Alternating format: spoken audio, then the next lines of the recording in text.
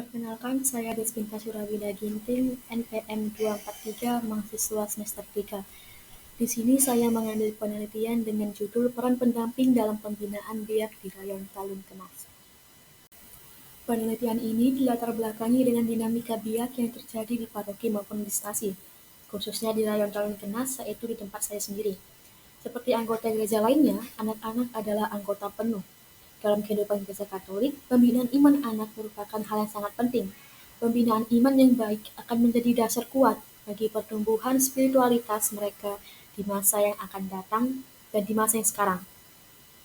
Ibaratnya anak itu merupakan menjadi generasi penerus gereja di masa depan. Dalam penelitian ini terdapat 5 rumusan masalah, yaitu yang pertama, bagaimana arti dan tujuan utama biak. 2. Bagaimana motivasi para pendamping biak. 3. Tantangan apa saja yang dihadapi pendamping biak. 4. Bagaimana bentuk keterlibatan orang tua, stasi, dan paroki.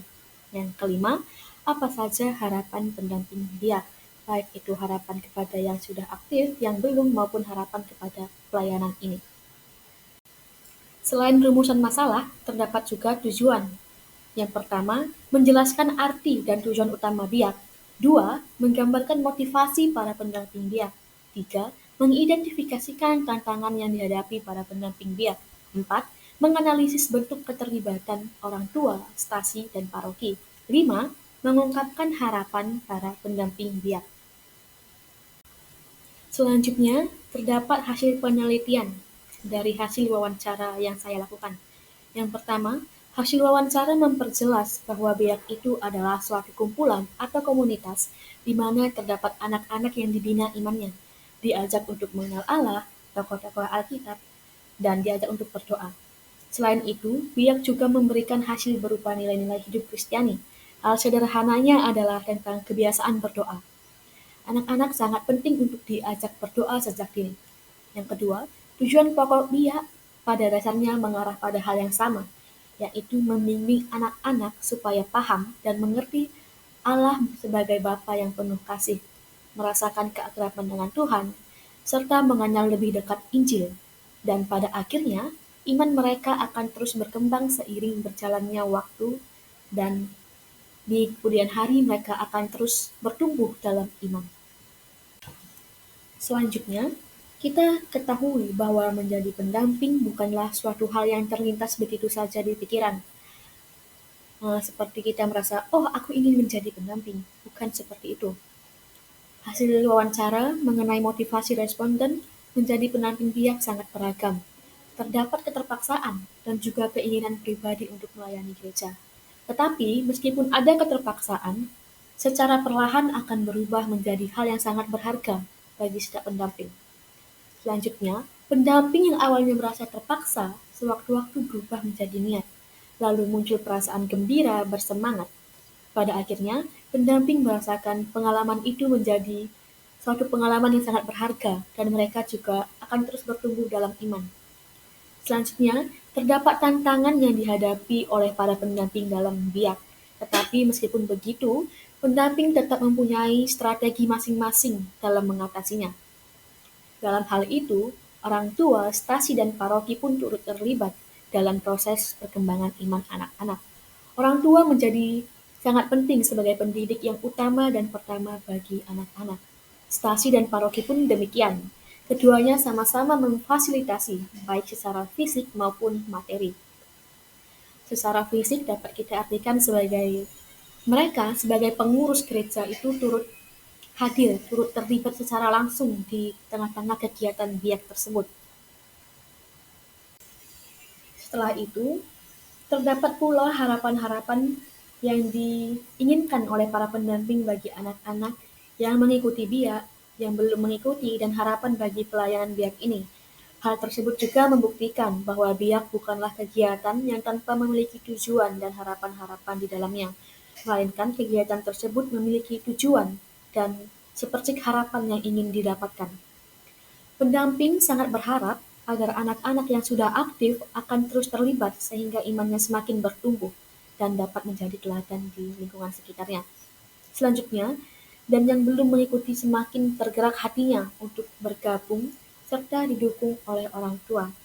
Orang tua diharapkan mendukung secara penuh akan iman anak tersebut, sehingga pelayanan ini dapat terus berkembang dan juga mendapat dukungan-dukungan, baik itu dukungan dari luar maupun dari dalam.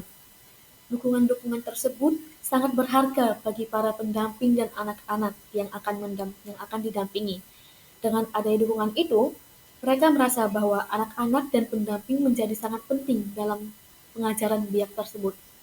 Sehingga ketika adanya dukungan, mereka merasa bahwa ini benar-benar penting, bahwa mereka itu dianggap, kehadiran dan kegiatan mereka itu benar-benar dianggap karena adanya dukungan tersebut. Melalui penelitian yang saya dapatkan dari wawancara, terdapat beberapa kesimpulan. Yang pertama, anak-anak merupakan emas yang layak dijaga.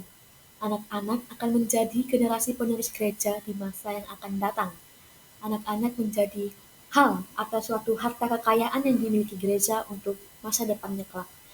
Yang selanjutnya, biak merupakan menjadi salah satu sarana yang bisa digunakan oleh anak-anak agar imannya terus dibina, sehingga dapat terus berkembang semakin kuat dan teguh. Selanjutnya, orang tua merupakan menjadi pendiri utama dan pertama bagi anak-anak, karena orang tua atau keluarga adalah sekolah pertama bagi mereka, terutama dalam imannya, dalam hidup Kristiani yang mereka peroleh dari tindakan-tindakan yang mereka contoh dari orang tua maupun keluarga. Selain orang tua, pendamping juga berperan dalam hal tersebut. Pendamping menjadi guru kedua bagi anak-anak dalam mengenal Allah dan dalam menumbuhkan imannya. Sebagai calon katekis dan guru agama, saya merasakan bahwa dalam pendampingan biak ini, kita juga ikut turut berperan. Tidak hanya mereka yang niat saja, tidak hanya mereka yang terpaksa, tapi kita juga sebagai calon katekis dan guru agama, harapannya mampu menyadari bahwa kita benar-benar turut berperan dalam hal tersebut. Karena seperti yang sudah saya katakan sebelumnya, bahwa anak-anak merupakan generasi gereja seterusnya. Maka dari itu, kita harus memiliki kesadaran untuk dengan sukacita dan rela dalam pelayanan yang akan kita jalankan. Salah satunya untuk biak, yaitu masa depan gereja. Sekian yang dapat saya bagikan dan dapat saya paparkan mengenai hasil wawancara saya untuk memenuhi tugas pembangunan jemaat.